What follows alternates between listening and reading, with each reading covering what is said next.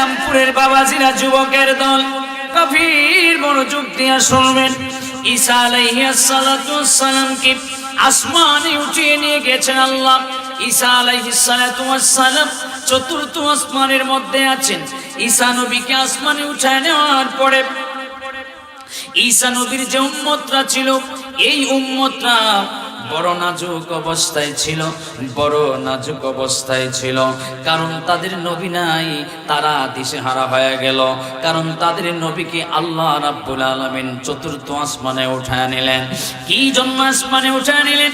আমার ঈসা নবী দোয়া করলেন, আল্লাহ এতদিন এত বছর পর্যন্ত মানুষের দুয়ারে দুয়ারে গেলাম, মানুষের কাছে গেলাম ইসলামের দাওয়াত নিয়ে। কেউ আমার ইসলামের দাওয়াত শুনে, আবার কেউ শুনে না, আমাকে ফেরায়া দেয়। আল্লাহ রাব্বুল আলামিন আপনি আখিরি জামানার মধ্যে এমন একজন নবী পাঠিয়েছেন, যেই নবীর শ্রেষ্ঠত্ব বর্ণনা করে শেষ করা যাবে না। ওগো আল্লাহ, আপনি ওই নবীর উপরে 24 ঘন্টা 12 মাস বছরের পর বছর দুরূদ পড়তেছেন, পড়তে থাকবেন কিয়ামত পর্যন্ত। ওগো আল্লাহ, আমি ঈসা নবী আর নবী হয়ে থাকতে চাই না গো আল্লাহ। ও আল্লাহ, আমি ঈসা নবীর একটা দোয়া আপনার কাছে আরজি জানাইলাম। আল্লাহ কই কি দোয়া? ঈসা নবী ডাক দিয়া কই, আল্লাহ আমি দোয়া করলাম আখিরি জামানার নবী, এত শ্রেষ্ঠ নবী, ওই নবীর উম্মত আপনি আমারে বানায়া দেন। আমার আব্বাসিরা রে, গভীর খেয়াল করে শুনবেন রে ভাইরা। ঈসা নবী এই দোয়া করার পরে আল্লাহ পছন্দ হয়ে গেছে। আল্লাহ বলবেন, ঈসা রে, দোয়া কবুল করে নিলাম, তোমার দোয়া কবুল করে নিলাম। আল্লাহ রাব্বুল আলামিন ঈসা রে, তুমি তো আর জমিনে থাকতে পারবা না। আল্লাহ ঈসা নবীরে আসমানে উঠায় নিয়ে গেলেন। এবার ঈসা নবীর যেই অনুসারী ছিল, এই অনুসারীরা ঈসা নবীর না থাকার কারণে এরা হঠাৎ আল্লাহরে মানে, আবার হঠাৎ আল্লাহরে মানে না। ঈসা নবীর কালিমা হঠাৎ মানে, আবার হঠাৎ করে মানে না। আমাদের মতো হয়ে গেছে আর কি, যখন বিপদে পড়ি কই আল্লাহ আল্লাহ, যখন বিপদ চলে যায় কই আল্লাহরে আমরা ভুলে যাই, আর আল্লাহ ডাকি না। কথা বলেন জোরে কান। আমার বাবাজিরা রে, গভীর মনোযোগ দিয়ে শুনবেন। এবার ঈসা নবী আসমানে চলে যাওয়ার পরে আল্লাহ রাব্বুল আলামিন ঈসা নবীকে আসমানে উঠায় নেওয়ার পরে ঈসা নবী যখন চলে গেলেন, ঈসা নবীর উম্মতরা বড় দিশেহারা হয়ে গেল। ঈসা নবীর উম্মতরা দিশেহারা হয়ে গেল, নাজুক অবস্থা হয়ে গেল। এবার ঈসা নবীর উম্মতরা কেউ আল্লাহ মানে, কেউ আল্লাহ মানে না, কেউ নবী মানে, কেউ নবী মানে না। এবার আল্লাহ রাব্বুল আলামিন ওই শহরের মধ্যে একজন বাদশা ছিল। ঈসা নবী যে এলাকায় ছিলেন, ওই শহরের মধ্যে একটা বাদশা ছিল, তার নাম ছিল দাকিয়ানুস। অফসোস শহরের নামটা ছিল অফসোস। ওই অফসোস শহরের বাদশা ছিল দাকিয়ানুস। ঘটনাটা মনোযোগ দিয়ে শোনার চেষ্টা করবেন। এটা বাংলাদেশীয়, আপনি আমার বানান না, কোনো ঘটনা নয়, কোনো কিচ্ছা নয়। সরাসরি সূরা কাহাফের আয়াতের তরজমা অনুযায়ী, ব্যাখ্যা অনুযায়ী ঘটনাটা বলার চেষ্টা করতেছি রে বাবা। এবার উফসুদ শহরের বাদশা দাকিয়ানুস কি করলো জানেননি? কয় যেহেতু ঈসা নবী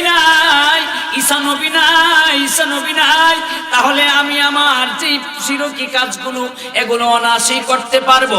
দাকিয়ানুস ছিল মূর্তি পূজারী, দাকিয়ানুস ছিল আগুনের পূজারী, দাকিয়ানুস ছিল গাছের পূজারী, দাকিয়ানুস ছিল আরো বিভিন্ন জাতির পূজারী।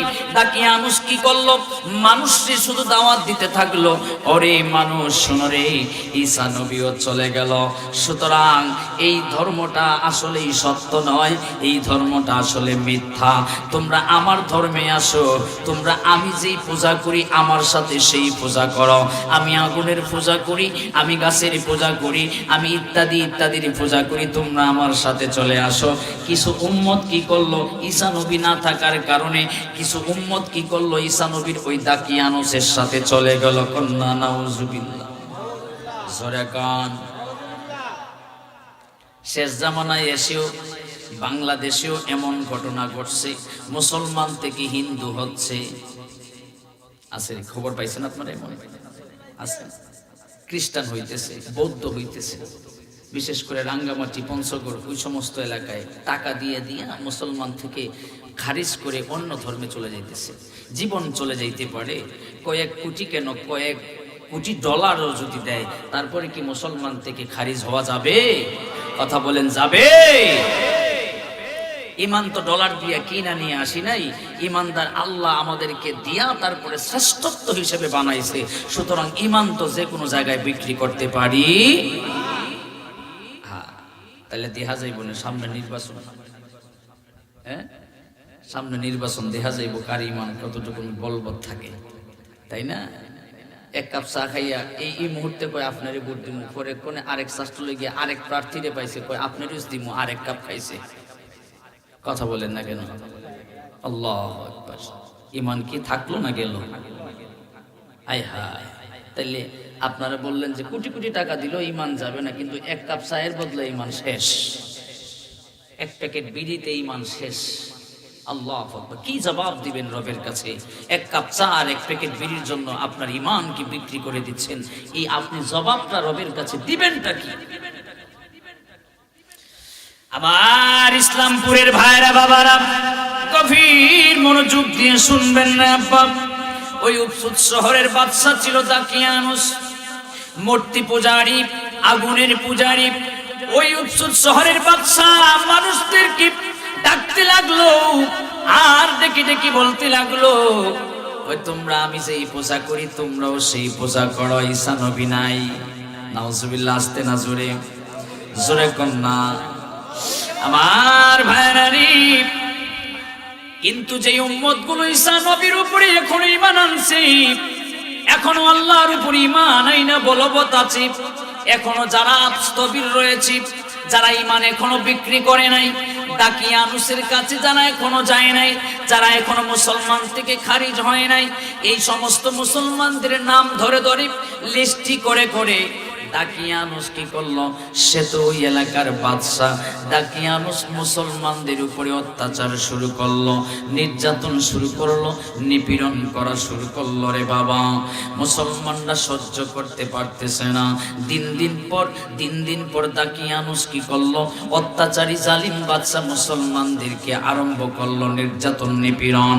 আমার ভাইরানি, ওই ওই বাদশাহীর মন্ত্রণালয়ের মধ্যে কয়েকজন মানুষ ছিল। ওই মানুষগুলো ছিল মুসলমান। তারা আল্লাহকে বিশ্বাস করত, মূর্তি পূজায় বিশ্বাস করত না। ঈসা নবীর উপরে ঈমান আনছে, ঈসা রুহুল্লাহ বলে কালিমা পড়েছে। সুতরাং এরা কি করলো? কয় জীবন যাইতে পারে তবু ঈমান বিক্রি করতে পারি না।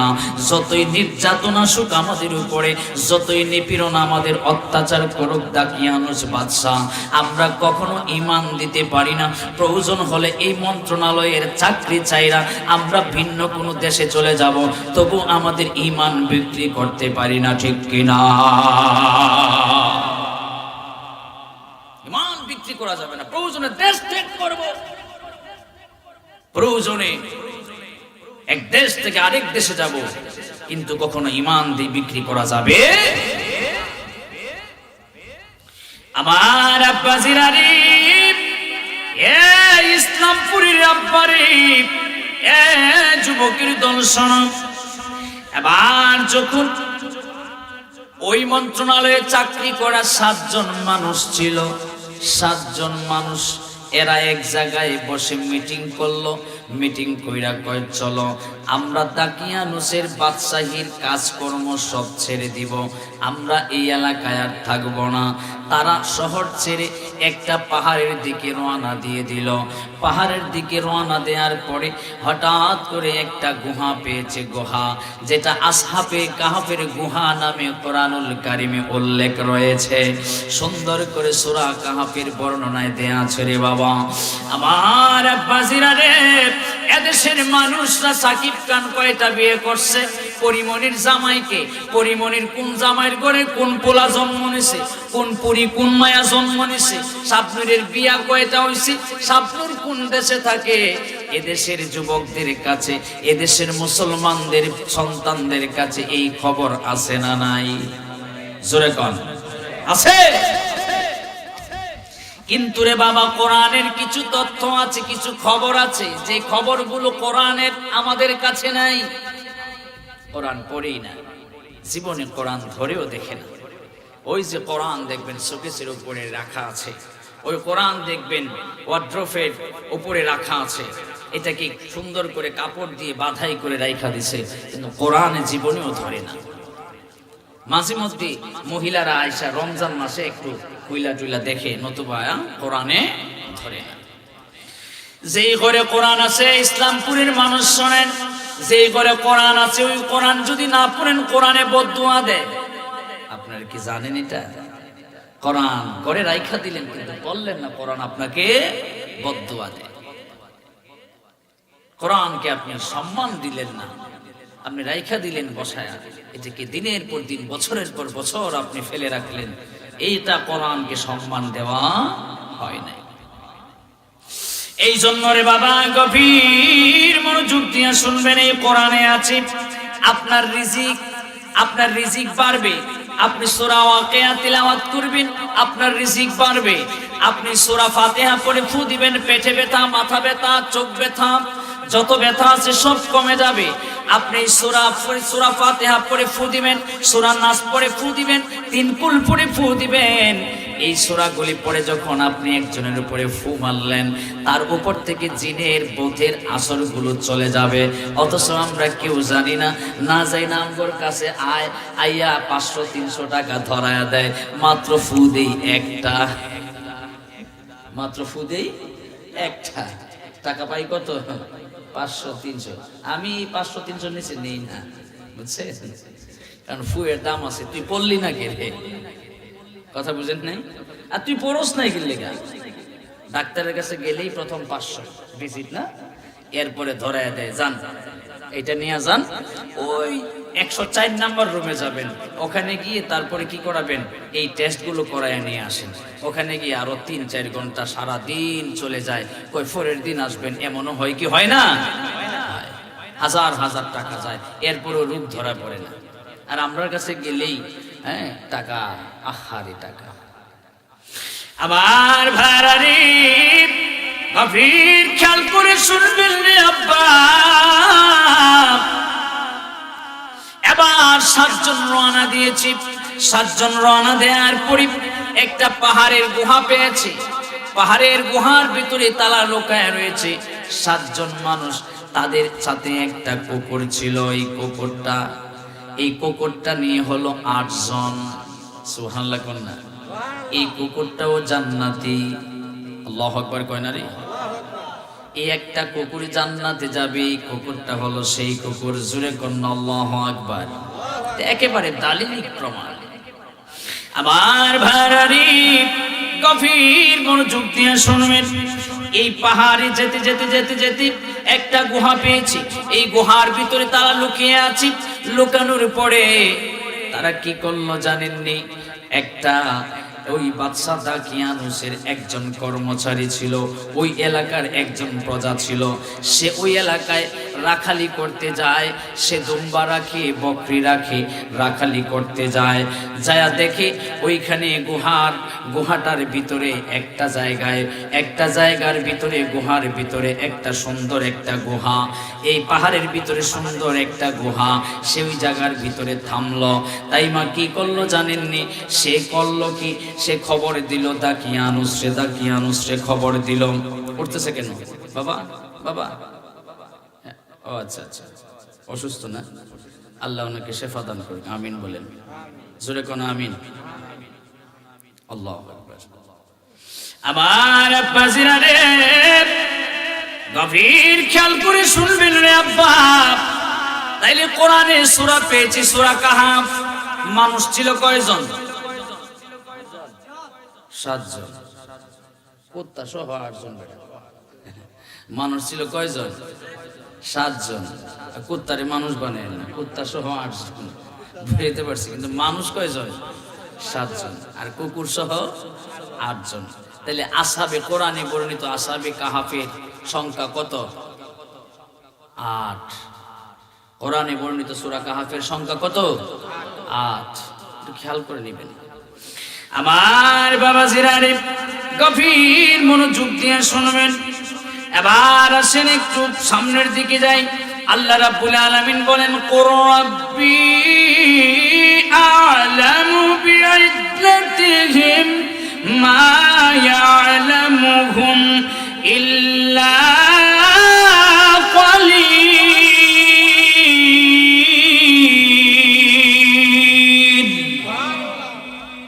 আল্লাহ বলতেছেন, জিজ্ঞেস করা হলো যে সূরা কাহাফের সংখ্যা কত? সংখ্যার ব্যাপারে জিজ্ঞেস সবাই যখন কানাকানি করে টানাসরা করে, তখন আল্লাহ আয়াত নাজিল করলেন যে সূরা কাহাফের সংখ্যাটা আল্লাহই জানে। আবার হাদিসের এক জায়গায় পাওয়া যায়, এক সাহাবী বলতেছেন, এটা শুধু আল্লাহ জানেন না, এটা আমিও জানি, নবীর থেকে শুনছি, কন্যা সুবহানাল্লাহ। তাইলে কোরআন থেকেও পেলাম, কোরআন থেকে স্পষ্ট পাইলাম না। আল্লাহ বলেন, আমি এটা জানি, আমি জানি। হে নবী, আপনি বলে দেন, এটা একমাত্র রবই ভালো জানে এটা সংখ্যাটা কত। কিন্তু আরেকটা হাদিসে যাই পাচ্ছি, হাদিসে যাই পাইলাম যে এটার সংখ্যা, এক সাহাবী বলতেছেন যে এটা আমিও জানি, আমি শুনেছি, এটা সংখ্যা ছিল মানুষের 7 আর কুকুর ছিল 8, মিলাইয়া হচ্ছে সর্বমোট আসহাবে কাহাফের সংখ্যা হলো 8। আমার বাবা জিরারে গভীর মনোযোগ দিয়ে শুনবেন রে আব্বা। এবার 7 জন মানুষ যখন গুহার ভিতরে ঢুকে গেল, গুহার ভিতরে ঢোকার পরে গুহাটা হঠাৎ করে আল্লাহর কুদরতি ভাবে বন্ধ হয়ে গেছে। জোরে কন্যা সুবহানাল্লাহ, আরো জোরে কন্যা আল্লাহু আকবার। আমার ভাইরা, গুহাটার ভিতরে গুহার মুখটা যখন বন্ধ হয়ে গেল, তারা ঘুমন্ত অবস্থায় ছিল। ঘুমন্ত অবস্থায় একা ধারে এক ভাবে চলে গেল 309 বছর। বলেন কয় বছর? জোরে বলেন কয় বছর? 309 বছর চলে গেছে এক ঘুমে, তারা বলতেই পারে না কত বছর গেছে। আজকে ওয়াজ মুখস্থ করে যাওয়া লাগবে। বাড়িতে গেলে যে কি শিখে আসছো, যে সুহাইব হুজুর বলছে সূরা কাহাফের ঘটনা, আসহাবে কাহাফের সংখ্যা কত, তারা ঘুমাইছিল কত বছর, কেমনে জাগছে, কেমনে বন্ধ হয়েছে, কি কারণে বন্ধ হয়েছে, এগুলো আমরা শিখে আসছি। মনে থাকবো তো ইনশাআল্লাহ?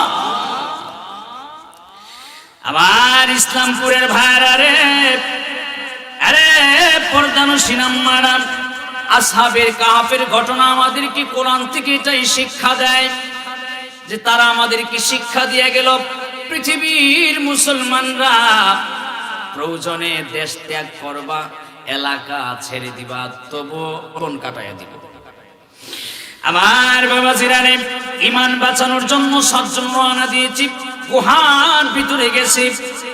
দাকিয়ানুস অনুসন্ধান করল, অনুসন্ধান করে দেখলো গুহার ভিতরে কি আছে। ওই রাখালটা যে বকরিগুলো রাখে, ওই বকরিগুলো বারবার শুধু গুহার কাছে চলে যায়। সুবহানাল্লাহ কয় না রে? বারবার শুধু গুহার কাছে চলে যায়। এবার রাখালটা খবর দিল, দাকিয়ানুস খবর পাইল যে গুহার ভিতরে কি আছে না আছে আল্লাহই জানে। আমার বাবা জিরারে, গভীর মনোযোগ দিয়ে শুনবেন। এই দাকিয়ানুস কি করলো, গুহার যে মুখটা ছিল প্রবেশ পথ, এই প্রবেশ পথটা বন্ধ করে দিছে। একেবারে একটা মিস্ত্রি দিয়া, একটা দেয়াল দিয়া শক্তভাবে গুহার মুখটা বন্ধ করে দিছে। ওই গুহার ভিতরে মানুষ আছে না নাই? জোরে কান। মানুষ কয়জন? কুকুর কয়টা? আসহাবে কাহাফের মোট সংখ্যা কয়টা? মাশাআল্লাহ, রাস্তা আমার শেষ, আপনারা তো বুঝে গেছেন, তাই না? আল্লাহু আকবার, আর ওয়াজের দরকার নাই, এতটুকুন হইলেই যথেষ্ট।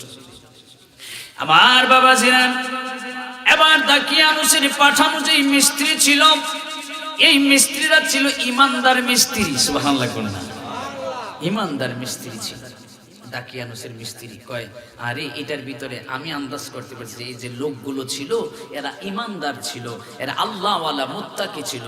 সুতরাং আমি এদের নাম লিস্ট করে তারা কোন দিন কবে এখানে ছিল, তারা কয়জন ছিল, মানুষ কয়জন, কুকুর কয়টা, এইভাবে একটা লিস্ট করে সম্পূর্ণ স্ট্রাকচার তৈরি করে এই যে দেয়ালটা দিয়েছে পাহাড়ের গুহার মুখে, যে প্রবেশ পথের দেয়ালটা দিয়েছে, এই দেয়ালের যে ওয়ালটা সে তৈরি করেছে, ওয়ালের ভিতরে সুন্দর করে একটা সন্দুক বানিয়ে সন্দুকের ভিতরে ওই লিস্টটিটার নাম ঠিকানা সহ রেখে দিয়েছে। কন্যা সুবহানাল্লাহ। ওই মিস্ত্রি ইমানদার কয়, মনে মনে কয়, আল্লাহ, ও আল্লাহ, যদি কোনোদিন তাদেরকে মানুষ সন্ধান করে তাহলে তারা যেন এই মানুষের পরিচয়টা পায়, কতদিন পর্যন্ত ছিল, কয়জন ছিল, কুকুর কয়টা ছিল। আহা, ইমান বিক্রি না করার কারণে এরা এলাকা ছেড়ে দিয়ে, শহর ছেড়ে দিয়ে তারা গুহার ভিতরে লুকিয়েছে। আমার ভাইরা গভীর মনোযোগ দিয়ে শুনবেন, যখন বন্ধ করে দিল, বন্ধ করার পরে একদিন নয়, 2 দিন নয়, শত শত বছর চলে যাচ্ছে রে বাবা। এদিকে দাকিয়ানুস মানুষের, মুসলমান আরো যারা ছিল তাদের উপরে অত্যাচার, নিপীড়ন, নির্যাতন করা শুরু করছে। ভাইরা রে আমার, এই জন্য বলি অত্যাচারী শাসক কখনো বেশি দিন টিকে থাকতে পারে না, ঠিক কিনা বলেন? পারে। এই দাকিয়ানুস বেশি দিন টিকলো না, তার শাসন কার্য শেষ হতে লাগলো। ধীরে ধীরে মানুষগুলি তার উপরে অনাস্থা সৃষ্টি করতে শুরু করলো। এখন মানুষ যারে ভালো পায় না তারে আল্লাহও ভালো পায় না, ঠিক কিনা বলে? আমার নবী বলে, মানুষ যাদেরকে ভালো সার্টিফিকেট দেয় এরা আমার কাছেও ভালো। কন্যা সুবহানাল্লাহ। আমরা জানাজার মাঠে যে একটা কাজ করি, সেই কাজটা কি জানেন? আমরা বলি, বলেন তো সেই মানুষটা কেমন ছিল? কই ভালো। আবার কই বলেন তো কেমন ছিল? আবার কই কেমন ছিল? এটা কি আপনি তাদের থেকে জোর করে নিতেছেন না? আপনি যে জিজ্ঞেস করতেছেন, এই জিজ্ঞেস করাটা তো আমি বলি এক প্রকার জোর করে নিতেছেন। হাদিস শরীফে কি আছে? হাদিস শরীফে এমন নয়, হাদিস শরীফে আছে আমি আজকে মারা গেছি, আমার মৃত্যুর সংবাদটা এই ইসলামপুরের বন্দে থেকে এক লোক কাজ করে একা একা কুদাল মারতেছে, অথবা রোয়া রোপণের কাজ করতেছে, আপনার বীজ রোপণ করতেছে, অথবা কৃষিকাজের কোনো একটা কাজ করতেছে। সে যখন শুনলো যে সুয়াইবি আর নাই, সে যদি বলে যে আহারে ওই সুয়াইবির লোকটা বড় ভালো মানুষ ছিল, আমার নবীজি বলেন এই সার্টিফিকেটটাই আল্লাহর কাছে সবচেয়ে গ্রহণযোগ্য। তারা জিজ্ঞেস করে ভালো সার্টিফিকেট নিতে হয় নাই, সে অনায়াসে সে তার নিজ ইচ্ছায় সে বলে দিয়েছে সুয়াইবি ভালো মানুষ ছিল। আল্লাহ বলেন আমি এটাকে কবুল করে নিয়েছি। কন্যা সুবহানাল্লাহ। জানাজার মাঠে যেটা আমরা জিজ্ঞেস করি এটা অনর্থক, কোনো কারণ নেই। এটা আমার ভাইরা রে গভীর মনোযোগ দিয়ে শুনবেন। শুধু কি তাই, জানাজার মাঠে আজকে গেলেই দেখা যায় যেন একটা বক্তৃতার মঞ্চ তৈরি করে ফেলছে। আহা, এখানে নাকি চেয়ারম্যান বলতে হবে, মেম্বার বলতে হবে, এমপি বলতে হবে, এখানে নাকি এরাও বক্তব্য দিতে হবে। বিকজ কারণটা কি? এখানে এরা কি বলবে? শুধু বলবে 2 থেকে 3 জন মানুষ। নাম্বার 1, যদি কোনো মসজিদের ইমাম থাকে সে বলবে। নাম্বার 2, তার আহাল পরিবার থেকে একজন বলবে, আর তার সম্পর্কে মানুষের কাছ থেকে মাপ চেয়ে নিবে। এটাই, এর বাহিরে আর বলার কোনো দরকার নাই। এক নেতা যায় আর এক নেতা আইসা কয় আমরা এই লোকটাই সম্পর্কে জানি, ভালো আছে, সেম কথাটাই তো বলে, তাই না? আমার ভাইরারি গভীর মনোযোগ দিয়ে শুনবেন রে বাবা। এবার দাকিয়ানুস কি করলো? দেওয়ালটা যখন বন্ধ করে দিল, বন্ধ করে দেওয়ার পরে বছরের পর বছর যায়, শত শত বছর যায়। কোরআনে বর্ণিত আছে আল্লাহ রাব্বুল আলামিন 309 বছর পর্যন্ত তাদেরকে ঘুম পাড়ায় রাখলেন। কন্যা সুবহানাল্লাহ। এরপরে রে আব্বা, এরপরে এত শত শত বছর যাওয়ার পরে হঠাৎ করে একটা রাখাল ওইদিকে বকরি রাখা শুরু করলো। বকরি রাখতে যায়া দেখা যায় তার বকরিটা বারবার গুহার দিকে চলে যায়, বারবার গুহার দিকে চলে যায়। এই রাখাল কি করলো?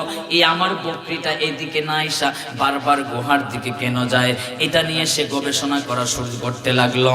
এদিকে তো ঘাস নাই, এদিকে তো খাবার কোনো কিছু নাই, এরপরে কেন ওয়ালটার দিকে চলে যায়, এই দেয়ালটার দিকে কেন চলে যায়, এটা নিয়ে গবেষণা করা শুরু করলো। গবেষণা করতে করতে যায় বলল বলল, এই গুহা, এটা একটা পাহাড়, এই পাহাড়ের সামনে এই দেয়ালটা কেন, এটা আমাকে বের করতে হবে। এই রাখালটা দেয়ালটা কেন এটা নিয়ে গবেষণা শুরু করলো। এটা তো পাহাড়, অন্য কিছু নয়, পাহাড়ের সামনে এই দেয়ালটা কেন? প্রশ্ন জাগে না? হঠাৎ করে উঁচু একটা পাহাড়, এই পাহাড়ের সামনে দেয়াল, এটা কেন, তাই না? এই রাখালটা গবেষণা করে শুরু করলো যে এই দেয়ালটা কেন। রাখালটা বলল, বাদশারে খবর দিল, আগের যে বাদশা দাকিয়ানুস ছিল ওইটা ছিল স্বৈর শাসক, অত্যাচারী শাসক ছিল, অত্যাচারী বাদশা ছিল, অত্যাচারী প্রধানমন্ত্রী ছিল। এই জন্য আল্লাহ রাব্বুল আলামিন তারে সিংহাসন থেকে নামায়া দিছে। কেউ কি টিকতে পারে? অত্যাচার করে টিকতে পারে কেউ? বেশি দিন পারে? পারে না। আমার বাবা জিরানি গভীর খেয়াল করে শুনবেন রে আব্বা। এবার ওই দাকিয়ানুসের পরে উৎসুত শহরের আরেকজন প্রধানমন্ত্রী নিয়োগ হলো। এই প্রধানমন্ত্রীর নাম হলো বিদ্রুস বাদশাহ। সুবহানাল্লাহ কন্যা। কি বাদশাহ? বিদ্রুস বাদশাহ। আগের নাম দেখেন কেমন সুন্দর। এখন যদি কারো নাম রাখে বিদ্রুস, আল্লাহু আকবার, সুন্দর সুন্দর নাম রাখাই এই নামগুলোরে আমরা ভালো করে ডাকতে পারি না। নাম হলো বেটার মন্নান, ডাকে আমরা এলাকার মানুষের মন্নাইন্যা। কথা বলে না কেন? মন্নাইন্যা করে ডাকেন না? আন্নাইন্যা করে ডাকেন না? আস্তাগফিরুল্লাহ, নাউযুবিল্লাহি মিন যালিক। এটা একেবারে খাঁটি একটা কবিরা গুনাহ। কি গুনাহ বলেন না? খাঁটি একটা, খাঁটি কেন বলছি মানে অরিজিনাল একটা কবিরা গুনাহ হয়ে যায় আপনি যদি যাই না এটাকে বলেন। এখন বলবেন হুজুর এতদিন তো জানতাম না। আমি বলি আজকে তো জানছেন, আজকের পর থেকে আর ডাকা যাবে না। কোন মানুষকে নাম ব্যঙ্গ করে ডাকা যাবে না। আমার বাবা জিরানি গভীর খেয়াল করে শুনবেন। এবার বিদ্রুস বাদশা আসলো। আইসা বিদ্রুস বাদশা কয়, আল্লাহ আমার এমন সময় আপনি সিংহাসনে বসাইলেন, এমন সময় এই দেশের প্রধানমন্ত্রী আমারে বানাইলেন, যে সময় দেখি কিচ্ছু নাই, ব্যাংকে টাকা নাই, অর্থ নাই, কিছু নাই, সব নাই, সব আগের প্রধানমন্ত্রী লুট কইরা নিয়ে গেছে, খায়া লাইছে। আমি আল্লাহ এখন দেশ চালাই মুখি দিয়া। আমরা দেশের সাথে কিছুটা মিলে নি। কথা কথা না কেন? মিলে না? মিলে না? আল্লাহ আমার বাবা জিরাম। এবার ওই বাদশা ডাক দিয়া কয়, আল্লাহ আমার এমন সময় প্রধানমন্ত্রী বানাইলেন যেই সময় দেশে কোনো কিছু নাই, সব কিছু লুটপাট করে নিয়ে গেছে আগের প্রধানমন্ত্রী। আল্লাহ আমি এখন কি করি? আল্লাহ চতুর্দিকে খালি মুশরিক আর কাফের আর মুনাফিক দেখি। আল্লাহ মুসলমানের সংখ্যা তো খুব কম দেখি। আবার মুসলমানের যারা আছে তারাও একবার সকালে ঈমান ঠিক থাকে তো বিকালে ঈমান চলে যায়। এমন অবস্থা গো আল্লাহ, আমারে কেমনে পাঠাইলেন? এবার ওই শহরের বিদ্রুস বাদশা ছিল ইমানদার রে। ইসলামপুরের মানুষ রাত্রির বেলা তাহাজ্জুদে কান্দে, আর রাত্রির বেলা তাহাজ্জুদে কান্দে আর আল্লাহরে ডাকে, আল্লাহ আমার এমন সময় আপনি পাঠাইলেন সেই সময় কোনো কিছুই নাই, মানুষগুলি আমারে দিয়া অনেক আশা করে গো আল্লাহ। আল্লাহ সবাই শুধু মূর্তি পূজা করতে চায়। আল্লাহ আপনারে সবাই ভালো পায় না, ঈসা নবীরে সবাই ভালো পায় না। আল্লাহ আপনার উপরে ঈমান নাই। আল্লাহ সবাই শুধু মূর্তি পূজা, আগুনের পূজা ইত্যাদির পূজা করে গো আল্লাহ। আল্লাহ আমারে এইটা থেকে একটু উত্তরণ করে দেন গো আল্লাহ, ব্যবস্থা করে দেন। এবার বিদ্রুস বাদশা যখন আল্লাহর কাছে দোয়া করে, আল্লাহ দোয়া করতে করতে করতে হঠাৎ করে আল্লাহর কাছে আরেকদিন দোয়া চায়, আল্লাহ আজকে আমার দোয়াটা আপনি কবুল করুন। এমন একটা নিদর্শন আপনি জমিনে দেখায়া দেন, যেই নিদর্শনটা মানুষ দেখলে পরে আপনার উপরে ঈমান আনতে পারে, ঈসা নবীর উপরে ঈমান আনতে পারে, এবং আমি বিদ্রুস বাদশাকে তারা সম্মান করে। কোন সুবহানাল্লাহ। আর আওয়াজ দিয়ে কোন না সুবহানাল্লাহ। আল্লাহর কাছে কয়, আল্লাহ আমার এমন একটা নিদর্শন আপনি দেখায়া দেন এই পৃথিবীর এই এলাকার মানুষদেরকে, যেন তারা এই নিদর্শনটা দেখা আপনার উপরে ঈমান আনতে পারে, নবীর উপরে ঈমান আনতে পারে। এমন একটা নিদর্শন দেখা দেন। আল্লাহর কাছে পছন্দ হয়ে গেছে বিদ্রুসের এই দোয়াটা, আল্লাহর কাছে পছন্দ হয়ে গেছে। এই ইসলামপুরের মানুষ শুনেন, যদি আল্লাহর কাছে কোনো কিছু চাইতে হয়, তাহাজ্জুদে উঠো, তাহাজ্জুদে উঠি অথবা ফজরের পরে একা একা যায় না, মাঝে বসে থেকে আল্লাহর কাছে চাইবেন। খোদা কি কসম, আল্লাহ আপনার কোনো আশা অপূরণ রাখবে না, পূরণ করে দিবে। কোন সুবহানাল্লাহ। আল্লাহ কোনো আশা আপনার পূরণ করবে না, সমস্ত আশা আপনার পূরণ করে দিবে। বাবা জিরানে আমার গভীর খেয়াল করে শুনবেন না আব্বা, কিচ্ছা বলতেছি না, কোরআনের ঘটনা বলতেছি। বাইরে আমার গভীর খেয়াল করে শুনবেন। আবার বিদ্রুস বাদশার দোয়া আল্লাহর কাছে কবুল হয়ে গেছে। আল্লাহ রাব্বুল আলামিন ওই রাখালটারে ওই দিকে আল্লাহর রহমত দিয়া পাঠায়া দিলেন। কোন সুবহানাল্লাহ। ওই দিকে চলে গেছে ওই রাখালটা, ওইদিকে ঘাসও নাই, খাবারও নাই, কিন্তু রাখালের বকরি শুধু ওই গুহার মুখে দিকেই যায়। এবার রাখাল খবর দিল, বিদ্রুস মুসলমান বাদশার কাছে খবর দিল। খবর দেওয়ার পরে ওই এলাকার একজন বিদ্রুস বাদশা, একজন ওই এলাকার মনে করেন প্রধানমন্ত্রী পাঠাইছে চেয়ারম্যান, এমপি রে, এমপি ফোন দিছে, কই চেয়ারম্যান একটু যাও, যায় দেখো এখানে কি ঘটনা কি। আসলে তো এইভাবেই হয়, তাই না? এবার গেল এলাকার চেয়ারম্যান, যায় ওইখানে ঘটনা কি দেখলো। ঘটনা দেখার পরে ওয়ালটা ভাঙছে, দেওয়ালটা ভাঙছে, দেওয়ালটা ভাঙ্গা দেখে ভিতরে আপনার 7 জন মানুষ আছে। কন্যা সুবহানাল্লাহ। একটা কুকুর আছে। কন্যা আল্লাহু আকবার। আহা, নিদর্শন। বিদ্রুস বাদশা বলছিল, আল্লাহ এমন একটা নিদর্শন দিয়া দেন যে নিদর্শন দেখলে পরে মানুষ মুসলমান হয়ে যায়, আপনার উপরে ঈমান আনতে পারে। কন্যা আল্লাহু আকবার। এখানে 2টা নিদর্শন বড় বড়, একটা হচ্ছে ঈমান বিক্রি করে নেই, আর আরেকটা হচ্ছে আল্লাহ রাব্বুল আলামিন এই নিদর্শনটা দেখানোর কারণে তারা মুসলমান হাজার হাজার দলে দলে হয়ে যাচ্ছে। কন্যা সুবহানাল্লাহ। আমার বাবাজিরা গভীর খেয়াল করে শুনবেন রে আব্বা। এবার ওই এলাকার চেয়ারম্যান খবর দিল যে বিদ্রুস বাদশা আপনি স্বয়ং আসেন। সুবহানাল্লাহ। কন্যা স্বয়ং আসেন। আমরা আরেকটু আগের দিকে যাই রে বাবা, যেহেতু ঘটনাটা লম্বা। আমি হুজুরকে চলে আসছে নাকি জাফর হুজুর? আচ্ছা আচ্ছা, আমি সংক্ষেপ করে নিয়ে আসছি। আমার আব্বাজিরারে গভীর মনোযোগ দিয়ে শুনবেন।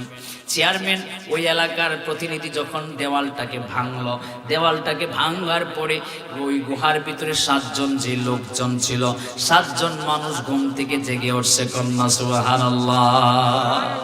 এখন একজন আরেকজনকে কয়, এই বেটা, এই 7 জনের নামও আছে। আল্লাহু আকবার। এই 7 জনের নামের মধ্যে ডাক দিয়া কয়, 7 জনের নামের মধ্যে আমি একটু বলি আপনাদেরকে, মুখস্থ নাই তো এজন্য আমি একটু বলতেছি, আপনার দেখা দেখা যাতে ভুল না হয়। 7 জনের নামের মধ্যে একজন ছিল ইয়ামলিখা, একজন ছিল মকশালিনা, একজন ছিল মুসলিনা, একজন ছিল মারনুস, একজন ছিল দবরনুস, একজন ছিল সাজনুস, এবং 7ম জন ছিল রাখাল, যে তার সাথী হয়ে গিয়েছিল, এবং আরেকটা ছিল কুত্তা। আল্লাহু আকবার কইতেন না? এই নামটা হলো তাদের।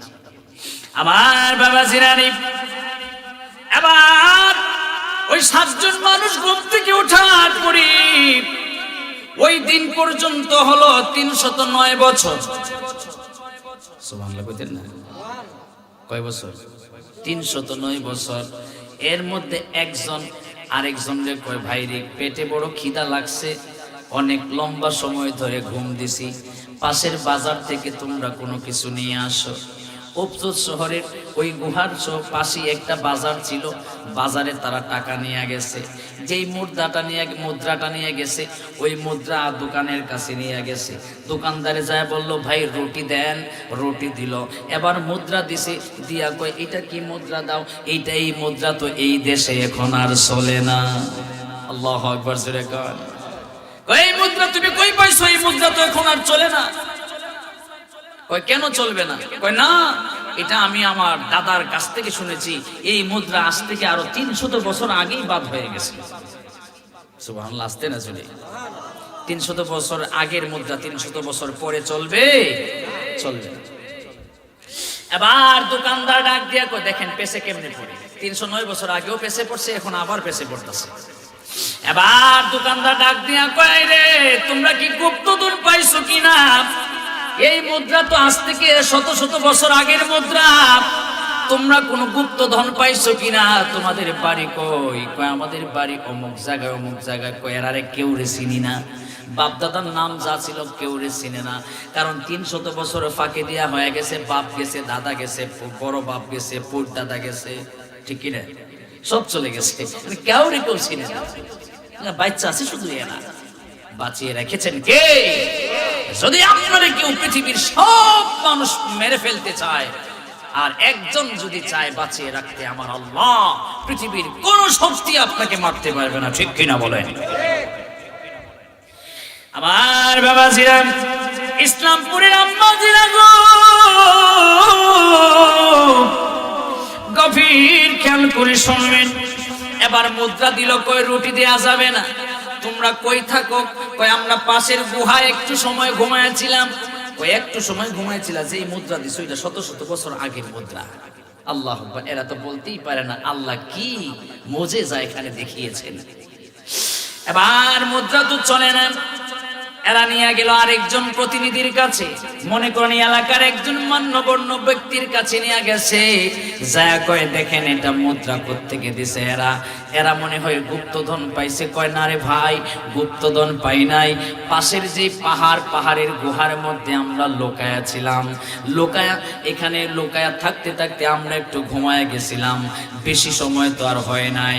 এবার আমার আল্লাহ ডাক দেয়া কই, রে ইয়ামলিকা মজলিসা মজনস, তোরা 7 জন ছিলি যে, একটু সময় না, একটু সময় না, এটা আমার আল্লাহর কুদরতি ভাবে 309 বছর কেটে গেছে। আল্লাহু আকবার, 309 বছর চলে গেছে, তোমরা নিজেরাও জানো। আমার বাবা জিরাই গভীর খেয়াল করে শুনবেন রে আব্বা, এই মানুষগুলির কথা তারা বিশ্বাস করতেছিল না। কয় ও দেওয়ালটা ভেঙে দাও পুরোপুরি ভাবে। দেওয়ালটা পুরোপুরি ভাবে ভেঙে দেয়া হলো। দেয়ালের মাঝখানে একটা সিন্দুক রাখা, এই সিন্দুকটার ভিতরে একটা কাগজের ভিতরে লেখা অথবা যে কোনো একটা চিরকুটের ভিতরে লেখা এই 7 জনের নাম। তারা এই কারণে ঘুমাইছিল, ওই মিস্ত্রিটা ইমানদার ছিল, সেজন্য জানতো। ওই তারা বাদশা একজন ছিল 100 বছর আগে, একটা বাদশার নাম ছিল দাকিয়ানুস। এই দাকিয়ানুস অত্যাচারী বাদশা, প্রধানমন্ত্রীর কারণে, ইমান বিক্রি না করার কারণে তারা এই জায়গার মধ্যে লোকায়া ছিল এবং তারা এই জায়গার মধ্যে ঘুমান্ত অবস্থায় ছিল।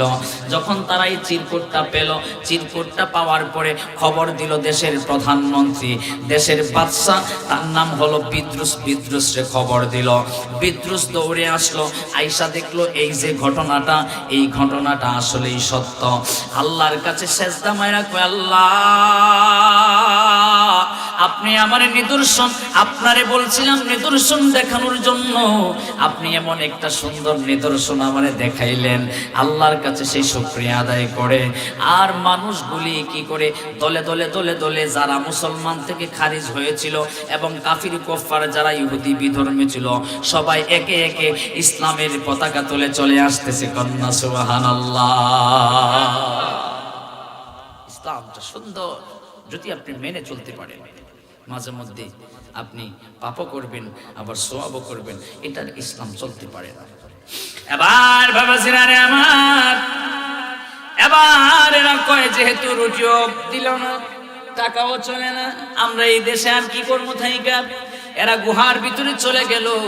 আল্লাহর হুকুমে যখন গুহার ভিতরে চলে গেছে, আবার সবাই এই মুহূর্তে ইন্তেকাল করেছে। বলেন ইন্না লিল্লাহি ওয়া ইন্না ইলাইহি রাজিউন। এবার বিদ্রুস বাদশা কি করলো? দামি সেগুন গাছের কাঠ দিয়া সুন্দর করে সিন্দুক বানায়া তাদেরকে দাফন করে রাখলো। ওই গুহার ভিতরেই দাফন করে রাখছে। এখনো আসহাবে কাফের গুহাটা আছে। বছরে তখন সময় বিদ্রুস বাদশা বছরে একদিন খুলে দিত এবং ওই দিনটারে মানুষ ঈদের আনন্দ দিন হিসেবে গ্রহণ করত, ঈদের দিন হিসাবে সেটাকে মেনে নিত তারা, এবং ওই দিন মানুষ দেখতে আসতো। এখনো গুহাটা মানুষ দেখতে যায় এবং মানুষ এটাকে নিয়ে গবেষণা করে। কোন সুবহানাল্লাহ। আল্লাহ আমাদেরকে ঘুমের ভিতরে রাখা, ঘুমের ঘরে রাখা 300 শত বছর আল্লাহ নিয়ে যাইতে পারে কি পারে না? জোরে বলেন, পারে কি পারে না? আমার ভাড়ারে বর্ণিত আছে এই 7 জনের নাম দিয়া যদি তাবিজ লেখা সাথে রাখতে পারেন কোনো বিপদ হবে না। সুবহানাল্লাহ, আসতে না জোরে। কোন হুজুরের কাছে গেলে তাবিজের কথা যদি কোন হুজুর তাবিজ দেন, এইটা সমস্যা ওইটা সমস্যা, হুজুরের তাবিজ দেওয়ার আগে বলবেন হুজুর কি তাবিজ দিলেন, কেমনে তাবিজ দিলেন, পারবেন না জিগাইতে? একটু জিগাইন। টাকা দিবেন না? টাকা দিলে জিজ্ঞেস করবেন তো, টাকা তো দিবেন। হুজুর তাবিজটা কেমনে লিখতেছেন? কইব এমনি এমনি লিখতেছি কোরআনের অন্য আয়াত দিয়ে। কইবেন না হুজুর আমরা এলাকার ছোট একজন হুজুর আছে, এই ছোট হুজুরের নাম সোয়াইবি কোরআনের সূরা কাহাফ থেকে আমাদেরকে ওয়াজ শোনায়া দিয়েছে, তাফসীর শোনায়া দিয়েছে। সূরা কাহাফের মধ্যে বর্ণনা আছে, সোয়াইবি হুজুর কইছে 7 জনের নাম লেখা, আসহাবে কাহাফের 7 জনের নাম লেখা তাবিজ বানায়া দিলে সাথে রাখলে কোনো বিপদ হয় না, শত্রু আক্রমণ করতে পারে না, এমন একটা তাবিজ আমগরে লেখা দেয়। পারবেন না? অথবা আপনারা এই নামগুলো সংগ্রহ করে আপনারা নিজেরাই নিতে পারেন। শুধু তাই নয় রে আব্বা, শুধু কি তাই, এই তাবিজ দিয়া যেটা পালায়া গেছে এটারে আপনি সুবহানাল্লাহ কন্যা আজকে একটু তাবিজ জাতীয় শিখিয়ে দিয়া যায়, বুঝেন নাই? শুধু তাই নয় রে আব্বা, গভীর মনোযোগ দিয়ে শুনবেন।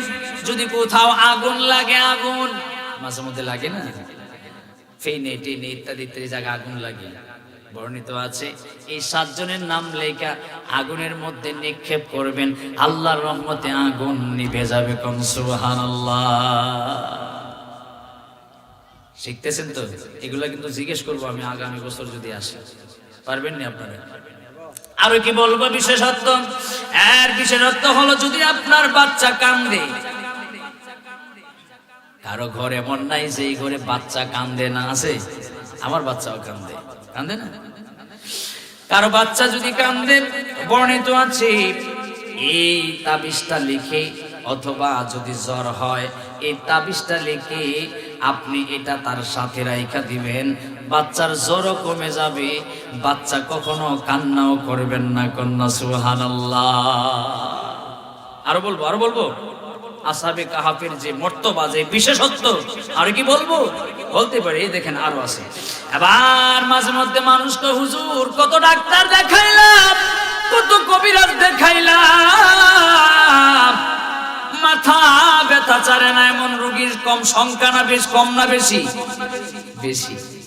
বিশেষ করে মা বোনরা মাথা ব্যথার যন্ত্রণায় চিল্লাচিল্লি করে, চিৎকার করে। বর্ণিত আছে রে আব্বা,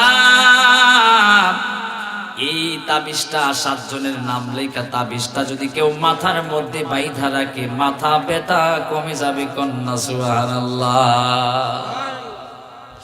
আরে কি বলবো, আরো বলে দিয়ে যাই। এ বাবাজি আমার, ইসলামপুরের আম্মা, বাচ্চারে প্রাইভেট পড়ান, মাসের পর মাস, বছরের পর বছর, কিন্তু বাচ্চার মেধা বাড়ে না, জ্ঞান বাড়ে না। বর্ণিত আছে এই তাবিজটা লিখে যদি বাচ্চার কাছে রাখতে পারেন, বাচ্চার জ্ঞান বৃদ্ধি হয়ে যাবে। আল্লাহু আকবার কন্যা। আর কি ওয়াজের দরকার আছে? আর ওয়াজের দরকার আছে? ওয়াজ আমার শেষ, ক্লোজ করে দিলাম। সূরা কাহাফ থেকে ঘটনা শোনায় দিয়া সূরা কাহাফের আপনার এই কি তাফসীর শোনায় দিলাম। এবার এই সূরা কাহাফের আমি একটা আয়াত তিলাওয়াত করতেছি, আপনারা এই যে একেবারে সূরা কাহাফের 15 থেকে সূরা 15 পারার সূরা কাহাফ আয়াত 9 থেকে 13 পর্যন্ত। আমি যেটা প্রথমে পড়ছিলাম এটা মেবি 22 নম্বর আয়াত। সূরা কাহাফের মধ্যেই আল্লাহ রাব্বুল আলামিন এই আসহাবের কাহাফের ঘটনাটাই তুলে ধরেছেন। কন্যা সুবহানাল্লাহ। প্রথম যে আয়াতটা পড়েছিলাম সেটি হচ্ছে 22 নম্বর আয়াত, আর এখানে যে আয়াতগুলি আছে এখানে হচ্ছে 9 থেকে 13 নম্বর আয়াত। আমি একটা আয়াত 9 নম্বর আয়াতটা তিলাওয়াত করতেছি। আল্লাহ রাব্বুল আলামিন বলেন, আম হাসিবতা আন্না আসহাবাল কাহফি ওয়ার রাকিমি কানু মিন আয়াতিনা আজাবা। আল্লাহ বলেন যে আমি তো নিদর্শন দিয়ে দিছিলাম ওই সময়। এই আয়াতিনা মানে হচ্ছে, আমি শুধু পড়ার অর্থ হলো এটা, যাতে আমি একটু বুঝাই দিলাম। মাঝে মধ্যে আমরা এগেনিস্টে কিছু ভাইয়েরা আছে না, যে এগেনিস্টের ভাইয়েরা বলে যে সুন্নিরা এটা জানে না, ওইটা পারে না, ওইটা পারে না। ভাই, সুন্নিদের মধ্যে যেমন কিছু ভণ্ড বা কিছু ভণ্ডামি আছে, তেমনি ভাবে আপনারা যারা আমাদেরকে ট্যাগ লাগায়া দেন, আমাদের বিরুদ্ধে আপনারা সমালোচনা করেন, আপনাদের মধ্যেও কিছু চোর বাটপার কিছু ভণ্ড আছে না নাই? কথা বলেন, আছে না নাই? এখন সব দল খুঁজলেই সব দলের মধ্যেই দেখবেন কিছু না কিছু ভণ্ড বা কিছু ভণ্ডামি আছে না? সেজন্য বলি ভাই, আপনার যে খোদা আমার সেই খোদা, আপনার যে নবী আমার সেই নবী, আপনার যে মক্কা আমার সেই মক্কা, আপনার যে মদিনা আমার সেই মদিনা, আপনার যে নামাজ আমার সেই নামাজ, আপনার নামাজে যে সূরা আমার নামাজে সেই সূরা, আপনার কিবলা যেটা আমার কিবলা সেইটা, আপনার কোরআন যেটা আমার কোরআন সেটা, আপনার হাদিস যেটা আমার হাদিস সেটা। আপনি পড়েন যা আমিও পড়েছি তা, আপনি বয়ান করেন যা আমিও বয়ান করি তা, আপনি শুনেছেন যা উস্তাদের কাছ থেকে আমিও শুনেছি তা। যদি সবগুলো একত্রিত হয়, আপনিও মসজিদে যান আমিও মসজিদে যাই, আপনিও মাদ্রাসায় যান আমিও মাদ্রাসায় যাই, আপনার টুপি সেম আমার টুপিও সেম, আপনার পাগড়ি যেটা আমার পাগড়িও সেটা, আপনার পাঞ্জাবি যেটা আমার পাঞ্জাবিও সেটা, আপনার মঞ্চ যেটা আমারও মঞ্চ সেটা। আপনি যে কোরআন থেকে তেলাওয়াত করেন, যেই কোরআন থেকে তাফসীর করেন, সেই কোরআন থেকে তাফসীর আমিও করি। সুতরাং সব যদি এক হয়, তাহলে আমরা সবাই এক, সমালোচনা ছাড়াই এক মুসলমান আর এক মুসলমানের ভাই, সমালোচনা করা যাবে না। কথা বলেন ঠিক কিনা? আসেন কাঁধে কাঁধ মিলিয়ে, আপনি যদি আমার দলে খুঁজেন যে সুন্নি জামাতে ভণ্ডামি আছে, আমি বলবো আপনার দলেও ভণ্ডামি আছে।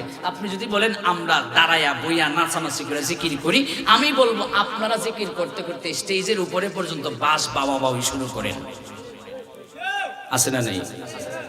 জিকির করতে করতে স্টেজের প্যান্ডেলের ভাস ধরে ধরে লাফালাফি করে না আছে, এবং স্টেজে লাফ মারে, লাফ দিয়া কয় তুমি আমার খোদা। নাউজুবিল্লাহি মিন যালিক।